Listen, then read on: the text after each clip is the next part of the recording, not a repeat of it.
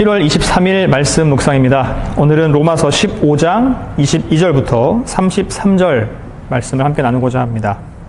성도의 교제에 대해서 오늘 생각해 보려고 하는데요. 오늘 바울과 또 로마 교회, 또 예루살렘 교회, 이들의 성도의 교제가 어떤 내용들이 담겨 있는지 한번 말씀을 통해서 함께 나누고자 합니다. 다 알다시피 바울은 이방인을 위한 사도였습니다. 이방인을 위한 사도, 즉 오늘날로 따지면은 선교사와 비슷한 개념이 되겠죠. 유대인들은 자신들만 택한 백성이고 그들만 구원을 받는다고 여겼습니다. 그리고 이방인들은 취급도 안 해줬습니다.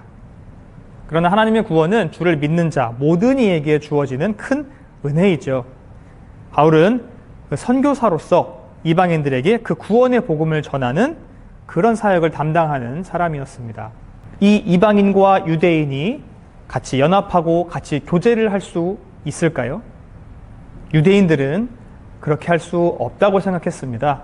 자신들 민족, 유대민족, 이스라엘만 하나님께서 선택하셨고 선택받은 민족이다. 우리들끼리는 연합이 가능하지만 이방인들과는 연합할 수 없다라고 생각했던 것 같습니다. 그러나 주를 믿는 자들은 모두 하나이지요. 그래서 서로 각자가 서로를 도와주고 격려하고 함께 나눌 수 있는 교제의 대상이 됩니다. 22절 말씀을 한번 읽어보겠습니다. 그러므로 또한 내가 너희에게 가려 하던 것이 여러 번 막혔더니, 바울은 로마 교회로 방문하고자 했습니다. 그러나 아직은 방문하지 못했던 것 같죠?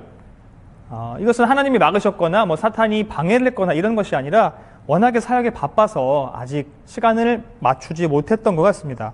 22절 보시면 바울의 로마 방문 계획이 충동적인 것은 아니었다라는 것을 우리가 알 수 있습니다. 그의 사역 계획에 이미 로마가 포함되어 있었던 걸 우리가 볼 수 있죠. 고린도서 10장 16절 말씀을 보시면 이미 2년 정도 전에 그 계획을 말한 적이 있습니다. 23절입니다. 이제는 이 지방에 일할 곳이 없고 또 여러 해 전부터 언제든지 서바나로 갈 때에 너희에게 가기를 바라고 있었으니, 이제는 이 지방에 일할 곳이 없다라고 바울이 이렇게 강하게 이야기할 수 있는 이유는 무엇일까요? 설마 하나님의 일을 하는데 일할 곳이 없는 그런 상황이 올까요? 아무리 말씀을 선포하고 복음을 전한다 할지라도 그래도 계속해서 일할 곳이 있기 마련이죠.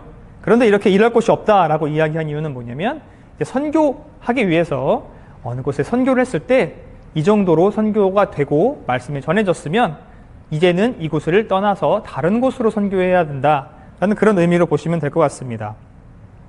바울이 현재 있는 곳은 예루살렘 그리고 일루리곤 지역입니다. 이 지방에는 사역할 것이 많이 있었지만 이제는 선교사로서의 사역이 이제 다 됐다. 그래서 복음을 많이 전했다. 그만큼 사역을 열심히 했다라는 뜻이 되겠습니다. 그래서 이제 바울의 목적지는 서바나가 되었습니다. 그 서바나는 오늘날의 스페인을 말하는데요. 당시 그들은 예루살렘의 반대편, 세상 끝을 서바나로 보고 있습니다. 그래서 이제 서바나를 위해서 바울은 선교길을 가는데 로마 교회를 경유하겠다라고 이야기하죠. 24절 말씀을 보겠습니다. 이는 지나가는 길에 너희를 보고 먼저 너희와 사귐으로 얼마간 기쁨을 가진 후에 너희가 그리로 보내주기를 바람이라. 자, 이제 바울은 로마 교회의 로마 교인들을 만나러 가기를 원합니다. 물론 목적지는 서바나지만 서바나까지 가기 전에 로마 교회에 가서 그들과 만나는 것을 원하고 있습니다. 바울은 로마 교회에 가서 내가 그곳에서 정착해서 사역을 하겠다라는 그런 의도는 없어 보이죠? 지나가는 길에라고 못 박는 걸 보면 알 수 있을 것 같습니다. 그러면 그의 로마 교회 방문의 목적은 무엇입니까? 교제입니다. 교제. 지나가는 길에 들렀기 때문에 잠깐의 교제, 짧은 교제가 되겠지만 얼마나 모을지 모르겠습니다. 그러나 그들과 사귐을 갖고 그로 인해 즐거워함을 기대하고 있습니다. 그리고 또한 그들이 서바나로 보내줄 것을 기대하고 있죠. 보내준다라는 것은 사역을 하는데 필요한 무언가를 책임져준다, 도와준다, 채워준다 이런 의미입니다. 바울이 이렇게 여행을 하는데, 전도 여행을 하는 데 있어서 얼마나 먼 거리를 가야 했냐면 예루살렘에서 로마까지가 약 2,400km입니다. 2,400km. 근데 거기서 또 로마에서 서바나까지는 또 1100km입니다. 우리나라 땅 크기에 비례하면 뭐 상상할 수 없을 정도로 긴 거리를 가야 하죠. 그 당시에 뭐 우리처럼 좋은 차가 있는 것도 아니고 비행기가 있는 것도 아니고 걸어서 뭐 배를 타고 뭐 기껏 해봤자 나귀를 타고 이 정도겠죠. 2400km, 1100km를 가야 하는 여정입니다. 그런데 게다가 지금 바울은 예루살렘에 있는 것도 아닙니다. 지금은 고린도 지역에 있고 예루살렘에 갔다가 다시 로마로 가는 그 여정을 가야 합니다. 지금 고린도에서 예루살렘까지는 또 1300km나 됩니다. 그리고 당시에 바울의 나이는 60세 정도 되었죠. 이렇게 먼 여행을 하는데 바울이 쉽지 않은 여정이 되겠지만 로마 교회에서 경유하며 그들과 함께 그들이 채워주는 것을 기대하며 회복하는 것을 기도하고 있습니다. 25절, 26절을 같이 읽어보겠습니다. 그러나 이제는 내가 성도를 섬기는 일로 예루살렘에 가노니 이는 마게도냐와 아가야 사람들이 예루살렘 성도 중 가난한 자들을 위하여 기쁘게 얼마를 연보하였음이라. 네, 바울의 전도 여행은 복음 전파를 위한 것입니다. 그런데 복음 전파만을 목적으로 하는 것은 아니었습니다. 구제헌금을 모았습니다. 구제헌금을 모아서 이 구제헌금을 잘 전하는 것도 바울의 선교 여행 중에 하나의 목적입니다. 신기한 것은 이 구제헌금을 유대인들에게서 모아서 이방인에게 전해준 것이 아니라 이방인에게 모아서 유대인에게 전해주는 구제헌금입니다. 게다가 그 전에 전달받는 교회가 다름 아닌 예루살렘 교회 본교회가 되겠죠. 예루살렘 교회가 있는 그 지역에 가난한 자들에게 연보를 하는, 구제를 하는 그런 헌금입니다. 구제와 선교를 통해서 무엇을 얻을 수 있을까요? 이 특이한 구제와 이 헌금을 통해서, 선교를 통해서 먼저 구제는, 또 선교는 서로 간의 상호 연대감을 얻을 수 있습니다. 우리는 뭔가 연결되어 있다, 관계가 있다, 이런 것을 얻을 수 있는 것이 구제, 선교입니다. 우리가 지역사회에 구제를 하는 것, 이것은 그냥 어려운 사람을 돕는 것에서 끝나는 것이 아닙니다. 그들도 구제를 받을 때에 내가 어려워서 다른 사람들이 도와줘, 내가 너무나 자존심이 상해, 이렇지 않습니다. 그들과 나는 연결되어 있다. 이 사회에 사랑이 있다. 내가 누군가의 관심을 받고 사랑을 받고 있구나, 이런 마음이 들겠죠. 구제가 그렇습니다. 우리가 돈을 모아서 누군가를 도와주는 것, 거기서 그치는 것이 아닙니다. 구제를 했을 때 그들과 우리는 연결되어 있다는 것을 느낄 수 있습니다. 우리가 구제를 하고 선교를 했을 때 돕는다, 우리가 뭐 도와준다, 어려운 사람을 도와준다, 그런 마인드가 아니라 그들과 하나다, 어려운 사람과 우리들과 하나다, 또는 선교지에 있는 선교사님과 우리가 하나다 라는 마음으로 구제하고 선교했으면 좋겠습니다. 계속해서 27절 말씀을 읽겠습니다. 저희가 기뻐서 하였거니와 또한 저희는 그들에게 빚진 자니 만일 이방인들이 그들의 영적인 것을 나눠 가졌으면 육적인 것으로 그들을 섬기는 것이 마땅하니라. 나눔에 있어서 가장 중요한 것은 자발적으로 하는 겁니다. 내가 흔쾌히 하는 것, 억지로 한다면 그것은 큰 의미가 없습니다. 기쁜 마음으로 해야 하는 것이죠. 유대인들에게 전유물이라고 느껴졌던 그 십자가, 그 사랑이 이방인들에게 나누어 주게 됐습니다. 영적인 것을 나누어 받은 그들이 이제는 구제헌금을 통해서 유대인들을 육적인 것으로 섬기게 된 겁니다. 영적인 것으로 받고 육적인 것으로 섬기게 되는, 그래서 서로 상호 관계를 맺어가는, 이제 유대인과 이방인은 별개가 아닌 것을 확인할 수 있습니다. 주님의 그 십자가 보혈 안에서 말이죠. 여기서 빚진 자라는 표현이 나오는데 이것은 그들 서로 간의 빚진 자가 아니라 하나님께 빚진 자다, 이렇게 보시면 좋을 것 같습니다. 하나님께 진 빚을 서로에게 갚는다, 이런 것이죠. 성도 여러분, 하나님께 우리가 진 빚이 있지 않습니까? 그 사랑의 빚을 하나님께 갚아야 합니다. 하나님께 갚는 방법은 우리 주위에 있는 사람들, 어려운 사람들, 가난한 사람들을 돕는 것, 그것으로 우리의 빚을 하나씩 갚아나가길 원합니다. 또한 교회 안에서 성도들과의 관계 가운데에 서로를 섬기는 것으로 그 하나님의 보혈의 빚을 갚아나가길 원합니다. 힘들고 어렵고 지쳐있는 사람이 보였다면 그들을 일으켜주시고 격려해주시고 위로해 주십시오. 하나님께서 우리에게 주신 그 사랑을 조금이라도 나눌 수 있다면 우리가 그것이 빚진 자로서 당연한 자세일 것입니다. 28절 말씀을 읽겠습니다. 그러므로 내가 이 일을 마치고 이 열매를 그들에게 확증한 후에 너희에게 들렀다가 서바나로 가리라. 다시 한번 바울은 그의 일정을 확인해 주고 있습니다. 특히 구제 헌금을 잘 전달하겠다. 그리고 나서 로마로 또 서바나로 갈 것을 말하고 있습니다. 그만큼 이 구제 헌금은 큰 의미를 가지고 있고 지금 바울에게 중요합니다. 이것을 통해서 열매를 확증한다라고 말하고 있죠. 바울은 사도로서 열매가 있어야 했습니다. 말씀을 전하고 복음을 전하고 선포하지만 거기서 끝나면 안 되고 주님 앞으로 돌아오는 영혼들이 항상 있어야 했죠. 그의 열매는 구제 헌금을 전달하는 것, 거기서 끝나지 않습니다. 이방인들이 복음 안으로 들어오게 되는 것, 그것이 바울에게는 열매죠. 29절입니다. 내가 너희에게 나아갈 때에 그리스도의 충만한 복을 가지고 갈 줄을 아노라. 선교사로서 바울은 로마 교회에 보냄을 요구하고 있습니다. 그러나 그것이 의존을 통한 것은 아니죠. 자신의 사역을 위해서 도움을 주는 고마운 사람들이지만 그 도움으로 인해서 그들에게 매이지는 않았습니다. 그 후원의 빚을 그리스도의 충만한 복으로 갚아주고자 하고 있습니다. 물질 앞에서 자유할 수 있는 사람은 없겠죠. 물질이 너무나 필요합니다. 우리가 생활하는 데도 그렇고 사역을 하는 데도 그렇고 물질은 정말 필요합니다. 바울도 사역함에 있어서 물질이 많이 필요했고 그를 돕는 손길이 절실했습니다. 그러나 그 도움 때문에 바울은 눈치 보지 않았습니다. 기죽지도 않았습니다. 오히려 그 가난함에도 감사하고 또 그걸 자랑하는 그런 모습을 보여주죠. 물질의 빚을 물질로 갚을 생각도 없습니다. 그에게는 더 큰 것이 있기 때문이죠. 그의 주머니에서 나오는 것이 아니라 아버지의 주머니에서 나오는 것 때문에 그렇습니다. 그것은 바로 그리스도의 충만한 축복입니다. 우리가 줄 수 있는 모든 것보다 더 좋은 것이 그리스도의 충만한 축복입니다. 하나님께서 주시는 것은 우리에게 가장 좋은 것입니다. 우리가 생각한 것보다 더 좋은 것입니다. 그것도 충만한 축복을 주신다고 하십니다.